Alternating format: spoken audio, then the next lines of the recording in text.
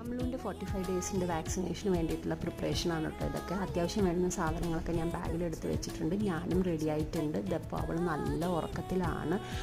അപ്പോൾ ഞങ്ങളിപ്പോൾ അടുത്തുള്ള ഹെൽത്ത് സെൻറ്ററിൽ തന്നെയാണ് പോകുന്നത്.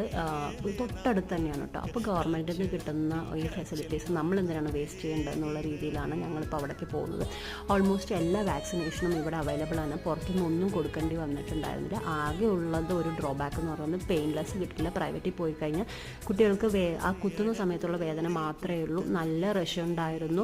പ്രഗ്നൻറ്റ് ലേഡീസും പിന്നെ ഈ പോളിയോ കൊടുക്കാൻ വരുന്നവരും ഒക്കെ നല്ല റഷ് ഉണ്ടായിരുന്നു. ഞങ്ങളിതിപ്പോൾ എൻട്രി ചെയ്ത് 24 ആണ് ടോക്കൺ കിട്ടിയത്. 11 മണിയെ സ്റ്റാർട്ട് ചെയ്തപ്പോൾ തന്നെ ഏട്ടനാണ് ഇരുത്തിയത്. നല്ല കരച്ചിലായിരുന്നു കുത്തിയപ്പോൾ. പാവം 2 കാലിനും 1 കൈയിനും ഒക്കെ കിട്ടി.